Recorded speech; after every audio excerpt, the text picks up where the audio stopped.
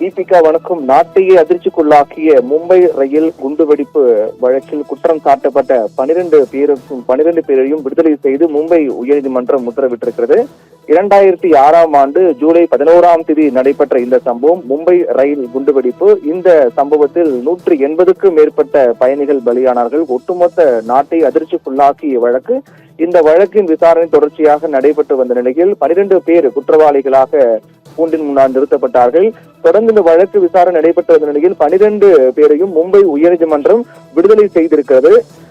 அதற்கான காரணம் அரசு தரப்பு குற்றத்தை நிரூபிக்க முற்றிலுமாக தோல்வியடைந்து விட்டது என்று நீதிமன்றம் அந்த தீர்ப்பில் குறிப்பிட்டிருக்கிறது. குற்றவாளிகள் 5 பேருக்கு விதிக்கப்பட்ட மரண தண்டனையும் மீதம் இருக்கக்கூடிய 7 பேருக்கு விதிக்கப்பட்ட ஆயுள் தண்டனையும் உறுதி செய்ய மறுத்துவிட்ட மும்பை உயர்நீதிமன்றம் அவர்களை விடுதலை செய்து பரபரப்பு தீர்ப்பை வழங்கியிருக்கிறது. மும்பை நகருடைய மேற்கு ரயில்வே மண்டலத்தில் பயணிகள் ரயிலில் நடந்த இந்த சம்பவம், குண்டுவெடிப்பு சம்பவம் நாட்டையே அதிர்ச்சிக்குள்ளாக்கியது. இந்த பயங்கரவாத தாக்குதலுக்கு 19 ஆண்டுகளுக்கு பிறகு குற்றவாளிகள் அனைவரும் விடுவிக்கப்பட்டிருக்கிறார்கள். அவர்களை விடுதலை செய்வதாக தீர்ப்பு வழங்கப்பட்டிருக்கிறது. இந்த குண்டுவெடிப்பு சம்பவத்தில் 180க்கும் மேற்பட்டவர்கள் பலியானார்கள், 800க்கும் மேற்பட்டவர்கள் படுகாயமடைந்தார்கள். இந்த நிலையில் தான் இந்த வழக்கு விசாரணை பரபரப்பாக நடைபெற்று வந்த நிலையில் நீதிபதிகள் அனில் கிலோர் மற்றும் ஷியாம் சந்தக் ஆகியோர் அடங்கிய சிறப்பு அமர்வு அரசு தரப்பு நீதிமன்றத்தில் அளித்திருக்கக்கூடிய சாட்சியங்கள் மட்டுமே குற்றம் சாட்டப்பட்டவர்களை குற்றவாளிகள் என்று தீர்ப்பளிக்க போதுமானவையாக இல்லை என்று அந்த தீர்ப்பில் குறிப்பிட்டிருக்கிறார்கள். இது அடிப்படையில் தான் அவர்கள் விடுவிக்கப்பட்டிருக்கிறார்கள்.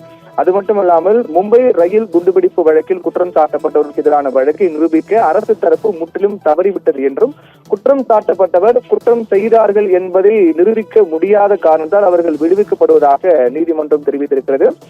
இந்த சம்பவத்தினுடைய பின்னணியை பொறுத்தவரையில் மும்பை புறநகர் ரயில் சேவையில் கடந்த 2006ஆம் ஆண்டு ஜூலை 11ஆம் தேதி மேற்கு வழித்தடத்தில் பல்வேறு ரயில்களில் அடுத்தடுத்து 7 குண்டுவெடிப்பு நிகழ்ந்தது. அதில் 180க்கும் மேற்பட்டவர்கள் பலியானார்கள். இந்த வழக்கை விசாரணை நீதிமன்றம் கடந்த 2015ஆம் ஆண்டு செப்டம்பர் மாதம் 12 என்று தீர்ப்பு வழங்கினார்கள். இந்த வழக்கில் குற்றம் சாட்டப்பட்டு தொடர்ச்சியாக விசாரணைகள் மேற்கொள்ளப்பட்டு வந்த நிலையில் 12 பேர் குற்றவாளிகள் என்று தீர்ப்பு வழங்கப்பட்டது. அதில் 5 பேருக்கு மரண தண்டனையும் மீதம் இருக்கக்கூடிய 7 பேருக்கு ஆயுள் தண்டனையும் விதிக்கப்பட்டது.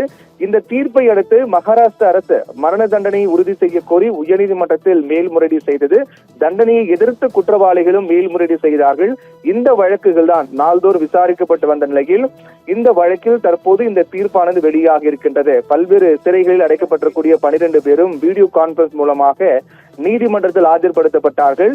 அதில் 12 பேரையும் விடுவித்து நீதிமன்றம் தீர்ப்பு வழங்கியிருக்கிறது. 2006 மும்பை ரயில் குண்டுவெடிப்பு வழக்கில் 12 பேர் மீதான தண்டனை மும்பை உயர்நீதிமன்றம் தீர்ப்பு விடுதலை வழங்கியிருக்கிறது. அவர்களை விடுவித்ததோடு மட்டுமல்லாமல் அவர்களுக்கு எதிரான வழக்கை நிரூபிக்க அரசு தரப்பு முற்றிலுமாக தோல்வியடைந்து விட்டது என்றும் நீதிபதிகள் தெரிவித்திருக்கிறார்கள்.